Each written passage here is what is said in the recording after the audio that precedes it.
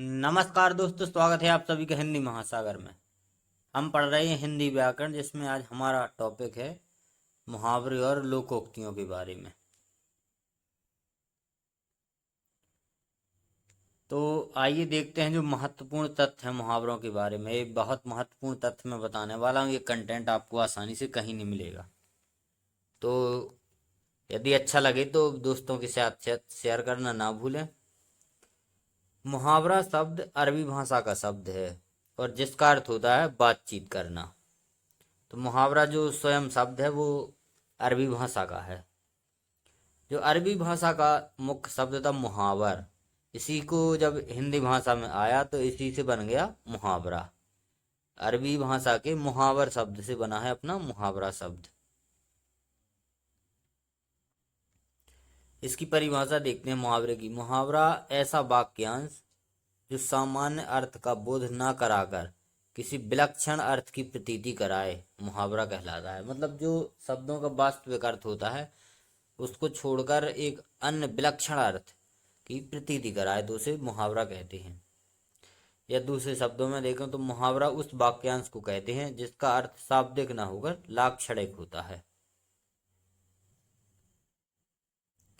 मुहावरे में लक्षणा शब्द शक्ति की प्रधानता होती है। मतलब जो शब्द शक्ति तीन प्रकार की होती है, एक अलग टॉपिक है, अभिधा, लक्षणा और व्यंजना। तो जो लक्षणा शब्द शक्ति होती है उसका प्रयोग मुहावरे में किया जाता है। जैसे उदाहरण, मोहन तो कुंभकर्ण बन गया है। तो इसमें लक्षणा शब्द शक्ति है। अब इसमें मोहन कुंभकर्ण तो बन गया, मतलब कुंभकर्ण थोड़ी बन गया वो। मतलब कुंभकर्ण जैसे नींद ले रहा है तो उसको उसके लक्षण कुंभकर्ण जैसे हो गए हैं तो उसको कुंभकर्ण कह दिया। तो ये लक्षणा शब्द शक्ति है, तो इसका मुहावरे में प्रयोग होता है। मुहावरे में प्रयुक्त शब्द के स्थान पर पर्यायवाची शब्द का प्रयोग नहीं कर सकते आप। जैसे आस्तीन का सांप होना, तो अब आप यहाँ पर सांप के स्थान पर सर्प का प्रयोग नहीं कर सकते, नहीं तो जो मुहावरे का विलक्षण अर्थ है वो समाप्त हो जाएगा। तो जो शब्द दिया गया है वही चलेगा। ऐसा नहीं कि पर्यायवाची शब्द को एक किसी को उठाकर दूसरा पर्यायवाची रख दिया तो उसका जो वास्तविक अर्थ है वो समाप्त हो जाएगा। मुहावरा का प्रयोग वाक्य के प्रसंग में होता है। बिना प्रसंग के मुहावरे का प्रयोग करने से उसका कोई विशेष अर्थ नहीं निकलता। जैसे पेट काटना,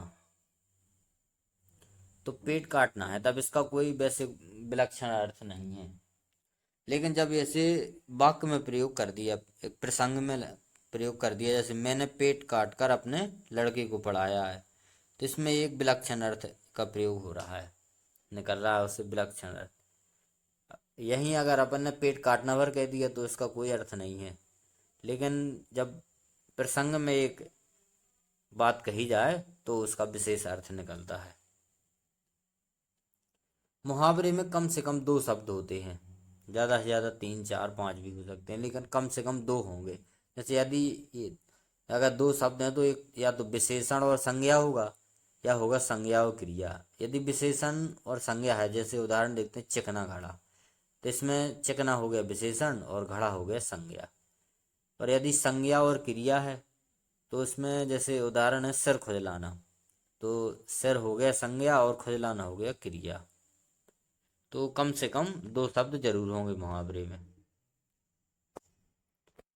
हिंदी के मुहावरों का सीधा संबंध शरीर के विभिन्न अंगों से होता है। जैसे मुख, आँख, कान, हाथ, पाँव, पेट, ऐसे जो शरीर के अंग हैं उन्हीं के आधार पर मुहावरों का निर्माण होता है ज़्यादातर हिंदी में। मुहावरे के अंत में ना अक्षर का प्रयोग होता है। जैसे यदि कोई प्रश्न पूछ ले मुहावरे और लोकोक्ति में अंतर, तो जैसे यदि अपन को मुहावरा पहचानना है तो मुहावरे के अंत में हमेशा ना आएगा। यदि ना है तो आप समझ लेना कि वो मुहावरा है, लोकोक्ति नहीं है। आइए अब देखते हैं महत्वपूर्ण उदाहरण जो एक एक अंग पे आधारित हमने छांट के प्रस्तुत किए हैं। जैसे आंख पर जो मुहावरे हैं तो उनके बारे में देखते हैं। जैसे आंख खुलना, तो इसका अर्थ क्या होगा, मतलब होश आना। आंखें चार होना, मतलब आमना सामना होना। आंख चुराना, इसका अर्थ होगा नज़र बचाना। जैसे कोई किसी का यदि जैसे ऋण ले लिया तो वो उससे नजरें बचाएगा, तो उसे कहेगी आँख चुराना। आँखों में धूल झोंकना मतलब धोखा देना। आंखें बिछाना, तो इसका अर्थ होगा प्रेम से स्वागत करना। जैसे कोई आपका स्वजन है तो आप उसके स्वागत में यदि आपको प्रेम से करना है तो उसको लिए मुहावरा होगा आंखें बिछाना। आंखों का कांटा होना, तो इसका अर्थ होगा शत्रु होना। अब देखते हैं कान पर जो मुहावरे बने हैं उनके बारे में। इस कान खोलना, तो इसका अर्थ होगा सावधान करना। कान खड़े होना, इसका अर्थ होगा होशियार होना, मतलब कोई संकट आ रहा है तो उसके लिए पहले से होशियार हो गए। कान भरना, पीठ पीछे शिकायत करना। कुछ लोग होते हैं जो पीठ पीछे शिकायत करते हैं, तो उनके लिए एक मुहावरा अपन कहेंगे कान भरना। कान में तेल डालना मतलब कुछ ना सुनना। अब कहते हैं ना लोग के बोले कान में तेल डाल लिया, तो उन्हें तो कुछ मतलब सुनता ही नहीं है। कान में जूं तक न रेंगना मतलब अनसुनी करना या ध्यान न देना। कोई आपसे कुछ कह रहा है तो आप उसकी सुन ही नहीं रहे, तो ऐसे व्यक्ति को जो नहीं सुन रहा तो उसको कहेंगे कि इसके तो कान में जूं तक नहीं रेंग रही। अब देखते हैं जो नाक पर मुहावरे बने हैं। नाक कट जाना, इसका अर्थ होगा प्रतिष्ठा का नष्ट हो जाना। नाक में दम करना, इसका अर्थ होगा परेशान करना, मतलब कहते हैं यार यार इस व्यक्ति ने तो नाक में दम करके रखा है। नाक पर गुस्सा होना मतलब तुरंत क्रोध। कोई कोई व्यक्ति होता है जिसके नाक पर ही गुस्सा रखा रहता, कुछ भी थोड़ा हुआ तुरंत गुस्सा आ जाएगी उसको। नाक का बाल होना मतलब अधिक प्यारा होना। नाक भौं चढ़ाना, तो इसका अर्थ होगा घृणा करना। जो उन व्यक्ति कोई पसंद नहीं है तो अब आपको दिख गया तो आप नाक से कोड़ने लगे, तो उसको कहेंगे घृणा करना।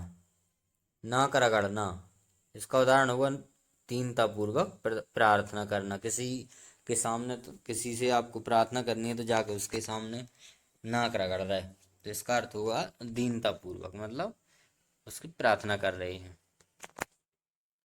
अब देखते हैं हाथ पर मुहावरे। जो हाथ पर मुहावरे बने हैं, तो हाथ साफ करना मतलब चोरी करना होता है। हाथ पैर फूलना, इसका अर्थ होता है मतलब घबरा जाना, मतलब कोई घबरा गया तो उसके हाथ पैर फूल जाना। हाथ मलते रह जाना मतलब पछताना। हाथ पर हाथ धरे रहना, इसका अर्थ होगा निकम्मा बैठा रहना, कुछ काम नहीं करना, तो उसको कहते हैं हाथ पे हाथ धरे रहना।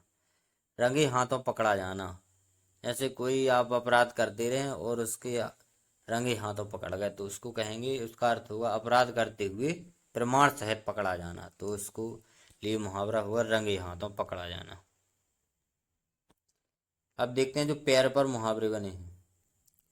पैर पकड़ना मतलब दीनतापूर्वक निवेदन करना। अपने पैर पर कुल्हाड़ी मारना, इसका अर्थ होगा स्वयं अपना नुकसान करना। दो नाव पर पैर रखना, तो इसका अर्थ होगा दो विरोधी कार्य एक साथ करना। पैर भारी होना, इसका अर्थ होगा मतलब जो गर्भवती है, तो गर्भवती महिला तो उसको लिए मुहावरा का प्रयोग होता है कि पैर भारी हो गए इसके। पेट पर मुहावरे, तो जो पेट पर मुहावरे बने हैं उनको देखते हैं। पेट काटना, तो बचत कर्म करने के उद्देश्य से जानबूझकर कम करना, तो इसे कहती हैं पेट काटना। पेट में चूहे कूदना, इसका अर्थ होगा मतलब बहुत तेज भूख लगना। पेट में दाढ़ी होना मतलब बचपन से होशियार होना। जो बच्चा बचपन से होशियार होता है तो उसको कहते हैं कि इसके तो पेट में दाढ़ी है। पेट का पानी ना पचना, इसके अर्थ होगा गुप्त बात प्रकट किए बिना न रह पाना। कोई कोई होता है जिसके पेट में बात पचती नहीं, कुछ भी उसको पता चला तो एक से दूसरे को तीसरे को वो बता ही देगा।